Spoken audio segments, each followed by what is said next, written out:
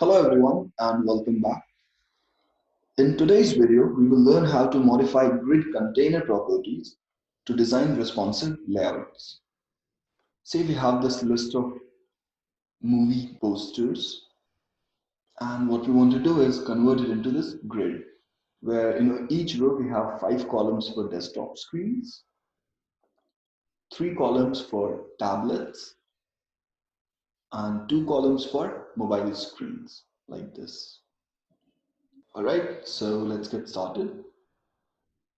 As I mentioned in the previous video, so to make a division grid, we need to use this display grid value. So let's start with that. Let's bring up our code editor here. Alright, so this is the div which wraps all the other items. So we'll have to give display grid to this division. So coming here, so because that was an ID, so hash, let's say display grid. And as you can see, nothing happens. This property is used to tell browser that this div and its children will follow grid layout rules, and giving a div display grid changes nothing by default. But now we have access to all the grid properties. Let's say now we need to define how many columns each row should have. For that we have this property called grid template columns. Let's use it. Let's say grid template columns. So here we can define the number of columns we are expecting in each row. Let's say we want 4 columns and all these columns should take equal width. Or in other words, say we want 4 columns and I want the entire width to be split equally amongst these 4 columns. So what we can do is we can use a value auto. So this defines split all the available space equally amongst the total number of columns that we define here. So let's say auto again, and auto again. So we will specify this value 4 times. So what this means is define 4 columns in a row and give equal width to all. So let's save it. And now as you can see, we've got 4 columns in a row. Let's try adding some space in between. So as I mentioned earlier in the previous video, we have this property called row gap, column gap, and grid gap. So let's try using those. Let's say grid gap 16 pixels. So there's just now a space of 16 pixels between our rows and columns. Or we could say row gap, say 32 pixels.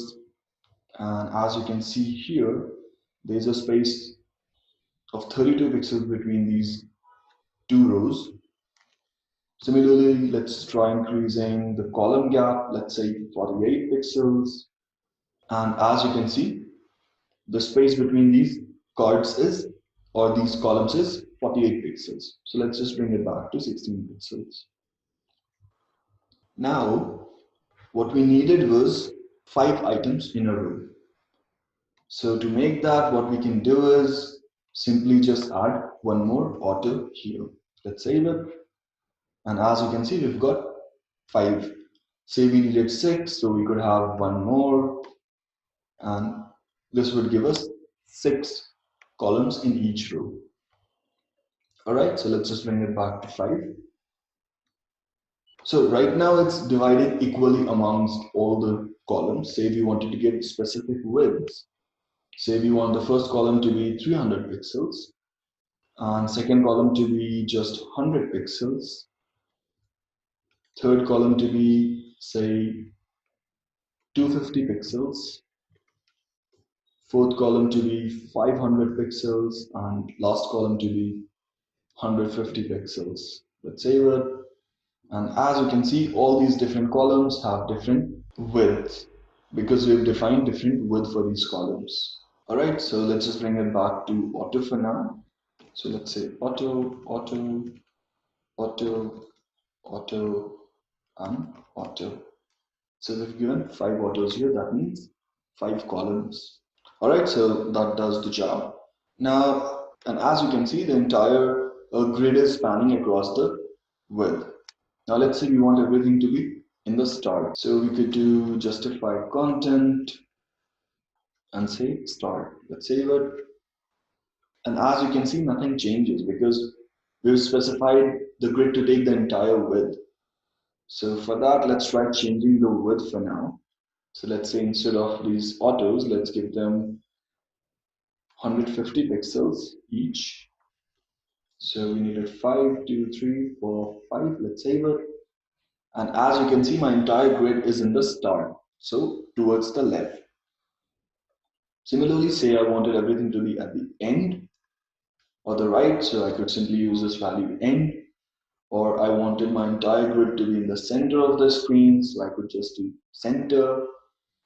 Or let's say we want to utilize this left and right space.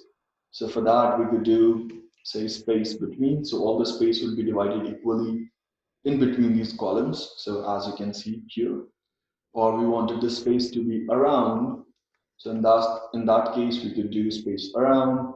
And now we've got space on the left and right side of the grid as well. That's how you can align your grid towards left, right, center, or add space in between or around. All right, so now let's just bring everything back to the way it was. So let's just remove this justify content. And instead of this 150 pixels, let's make it auto. So 1, 2, 3, and 4, and 5. Let's save it.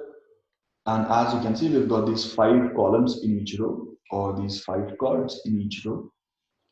Now moving on.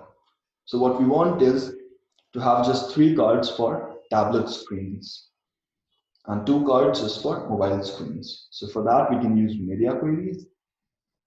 So let's add a media query here. Say media